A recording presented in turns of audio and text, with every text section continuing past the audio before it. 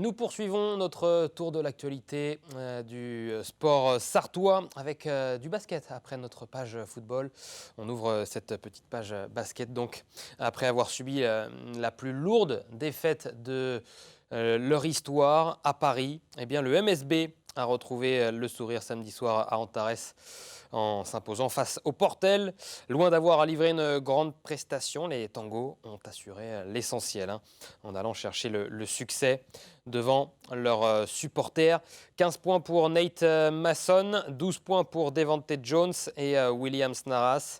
Victoire 73-67. Elric Delors satisfait, mais seulement de la victoire et pas du contenu. Je pense qu'on est un peu inhibé, où on frise les ballons dès qu'on a un décalage, on arrête les ballons et on réfléchit un peu plus. On est juste un peu inhibé parce que tu sais, c'est marquant. Tu peux faire tout ce que tu veux.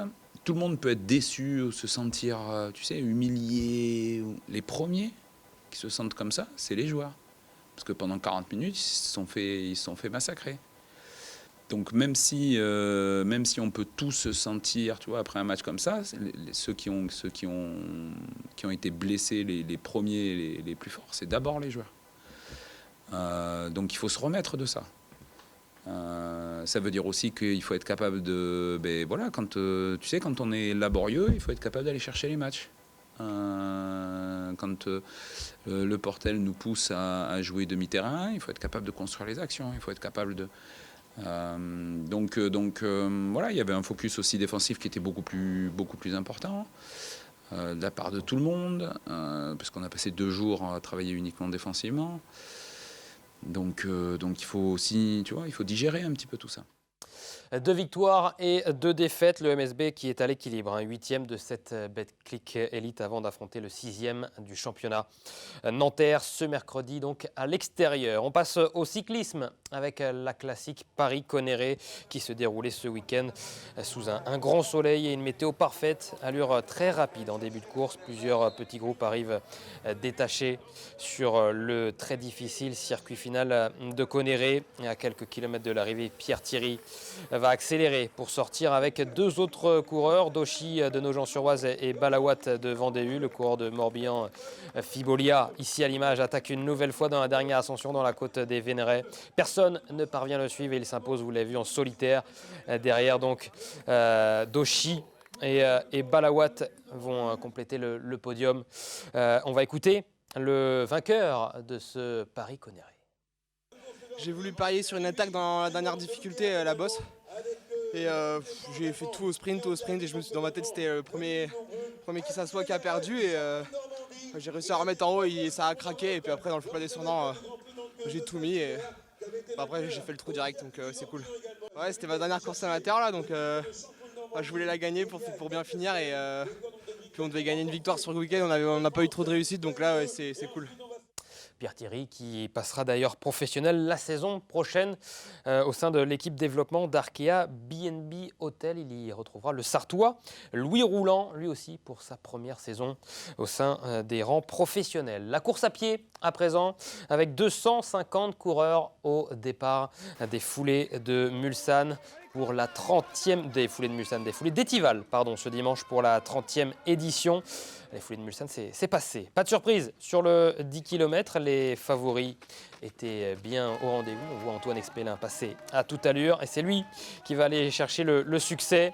Antoine Exmélin pour le stade olympique du Maine en 32-45. La deuxième place, elle revient à Sylvain Greneige de l'ASL 72. Et la troisième place est revenue à Houlbert pour...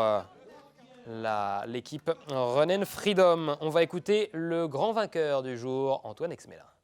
On fait 5 premiers kilomètres avec Sylvain et un relayeur. Et au début, je savais pas que c'était un relayeur. Donc en fait, quand au bout de 5 km, il s'est arrêté. Moi, je me suis retrouvé tout seul. Je fais bon, il me reste 5 km. Donc j'ai essayé de tenir le rythme, mais ouais, c'était pas non plus des sensations extraordinaires. J'ai fait 33 minutes là, ça équivaut à 33 minutes sur les 10 km. C'est pas extra quoi. Mais... Chez les dames, toujours sur ce 10 km, la victoire est revenue à l'Accord qui s'impose donc sur sur ce 10 km, l'athlète du Stade Olympique du Maine qui s'impose devant Fardeau pour l'athlète de Mulsanne et Angers qui vient chercher une 3e place, la sociétaire de l'US Arnage, avec donc l'accord qui a été cherché un temps de 41-45. On écoute Natacha Lacor, la vainqueur de ce 10 km. Ah oui, je suis très contente d'avoir gagné. Donc voilà, après, je suis partie avec une fille en relais et je pensais qu'elle était en individuel.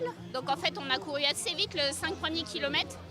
Et donc après, comme j'ai su qu'on était sur un bon rythme, j'ai maintenu en espérant gagner quand même.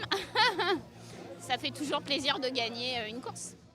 J'ai remarqué le même petit problème pour Antoine Exmélin et Natacha Lacor, mais qui ne leur ont pas porté préjudice visiblement, puisque les deux athlètes ont réussi à s'imposer sur ces foulées d'étival. On passe au VTT trial. À présent, du côté de l'Arche de la Nature, il y avait ce week-end 125 pilotes, un record cette saison pour les finales de la Coupe interrégionale. Donc, ils étaient répartis dans 7 catégories de niveaux différents. Et ils sont venus s'affronter sur cette épreuve tracée au sein du pôle VTT BMX du Mans. En élite, très belle victoire du vice-champion du monde junior, Lucas Pasturel. À noter également le Sartois, ici à l'image, Nathanaël Rondard qui vient prendre la 4e place dans cette même catégorie réservée à l'élite. Et regardez, on va profiter un petit instant de ce passage ici du grand vainqueur, donc Lucas Pasturel, et puis on va l'écouter juste après.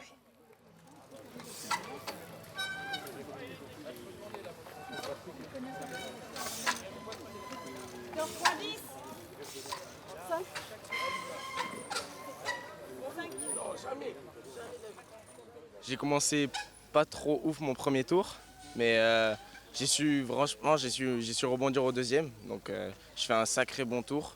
Quelques petites erreurs, mais franchement super cool. Et le 3e tour, j'en pouvais plus. J'étais mort, donc j'ai donné tout ce que j'avais et je fais quand même un très bon tour et je suis content dans l'ensemble de mon roulage. Moi je suis pas habitué de faire des compétitions comme ça. Moi je suis habitué à faire des compétitions dans le sud, donc c'est pas du tout pareil. Et de faire 6 zones, nous on fait 5 zones, et de faire 3 tours 6 zones, ça crève. On ne pouvait plus. Ah, le vainqueur usé après donc cette finale interrégionale. On passe à l'Ultimate Frisbee avec une belle performance. Ça s'est passé le week-end dernier lors des championnats d'Europe des clubs qui se déroulaient donc en Pologne. Et notre jeune équipe Mancel qui s'était qualifiée pour cet événement fin août du côté de Strasbourg a réussi une belle performance puisque les Manchots terminent au pied du podium à la 4e place européenne donc en catégorie mixte et il y avait quand même 16 équipes représentées, donc bravo à cette équipe des Manchots qui s'entraîne d'ailleurs du côté du complexe sportif des Bruyères, il me semble encore près du lycée Le Mans Sud. On passe à la carte des sports tout de suite, le programme des événements sportifs à suivre cette semaine et ce week-end.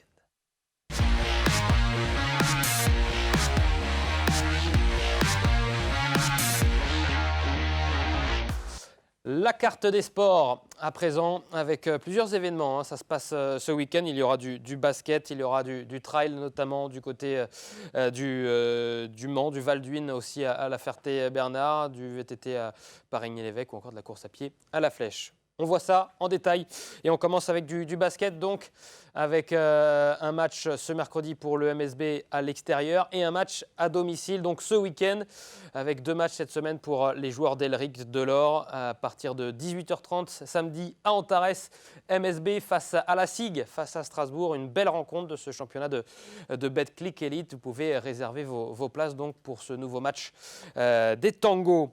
Du basket encore, ça c'est du côté de la Jalte avec en National 3 une rencontre pareille ce samedi. Ça commence à 20h face à Béton. Il est donc les Jaltais qui étaient en National 2 la saison dernière et qui sont les grands favoris de ce championnat de National 3. Donc ils ont besoin de votre soutien évidemment pour remonter, faire l'ascenseur et tout de suite revenir en National 2.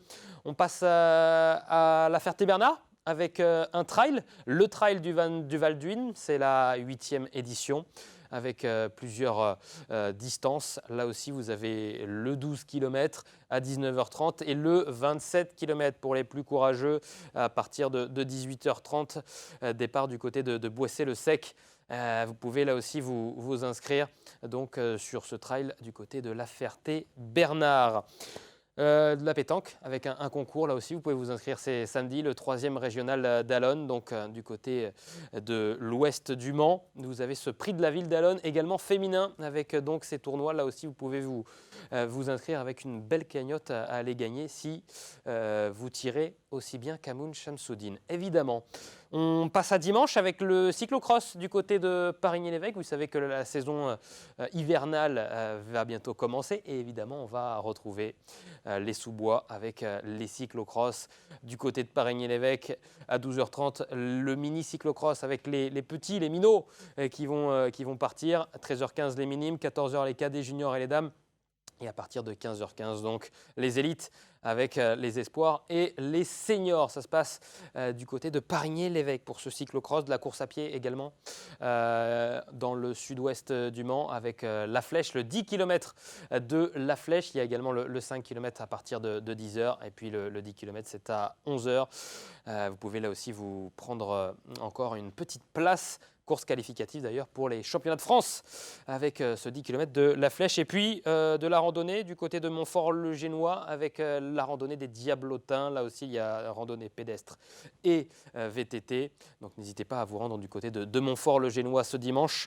Et puis enfin du karting. Je crois qu'on ne peut plus encore s'inscrire, c'est complet. Il y a les 6 heures open kart, 390 cm3, donc du côté du circuit des 24 heures du Mans sur la piste Alain Prost. Mais par contre, vous pouvez aller voir, évidemment, c'est gratuit. N'hésitez pas à vous rendre sur place pour aller voir cette belle course de karting. On passe dans quelques instants au cyclisme avec un invité exceptionnel, avec Morné van Niekerk, le Sud-Africain de la formation Saint-Michel Mavic Aubert 93, coureur professionnel au sein de cette formation professionnelle, donc, et qui sera dans un instant avec nous en direct sur LMTV. À tout de suite.